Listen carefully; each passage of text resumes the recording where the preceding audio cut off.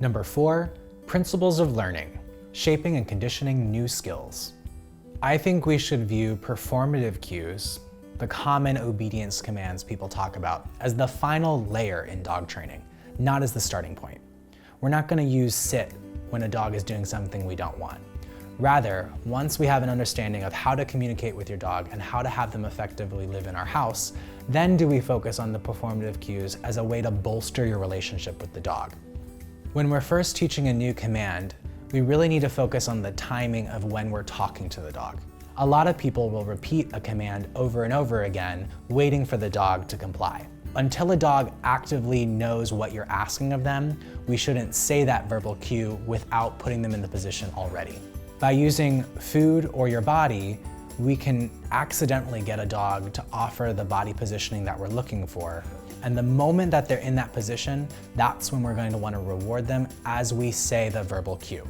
While we're still in the learning process, it's better to focus on quality execution of a few cues before worrying about how many different things we can teach our dog. We want our dog to be able to understand that cue in any situation. That's when we've achieved what's called generalization, that any person can say the command in any place and the dog understands what's being asked of them.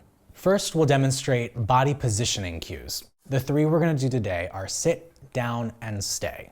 We're going to use a food lure to get the dog's attention and then lead their head upward so that they accidentally end up on the ground in a sitting position.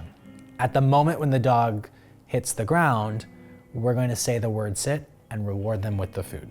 For down, we're going to put the dog into the sitting position and allow them to bite on the food but not give it to them.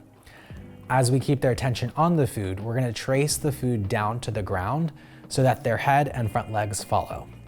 As the elbows hit the ground, we then say down and reward the dog with the food reward. Using the food, we're going to lure the dog forward into a standing position. At the moment they regain the standing position, we'll say stand and reward them with the food. In all of these body positioning cues, the timing of both the food and the vocal label is at the moment the body reaches the desired position, not before. Next up, we're going to shape 2 different restraint cues. These are going to be stay and leave it. For stay, we're going to show the dog that we have a food reward, place a flat hand in the direction of the dog, and start by taking 1 step away from the dog. If they walk towards us, we just walk back into them and reset. If the dog doesn't move, we step back towards the dog and reward them with the food reward. For this behavior, it's going to be a gradual progression. Over time, the dog will learn that staying in the same position is the only way to get the treat. For leave it, we're going to present a treat in a partially open hand where the dog's able to lick the treat but can't actually take it out of my hand. I'll stand there quietly and wait until the dog gives up and accidentally moves their mouth away from my hand. The second they do, I'm going to reward them with another food as I say the verbal cue, leave it. Over time, the dog will start to realize that the removal of their face from the treat in my hand gets them a different treat. The key with this game is that we never give the dog the treat that's in my partially open hand, always another treat that's out of view. Over time, as the dog picks up on this game, we can progress to presenting a treat with an open hand, to putting the treat on the floor, on the dog's paw, or even on the dog's nose, and them still not eating it and waiting for the other treat. With both stay and leave it, it's going to take time to develop that kind of impulse control. So it's important to work where the dog is successful and occasionally try to increase the difficulty. Finally, we'll start working on building a solid recall. By running away from a puppy with great exciting things like toys and treats, they're going to be much more likely to come to you.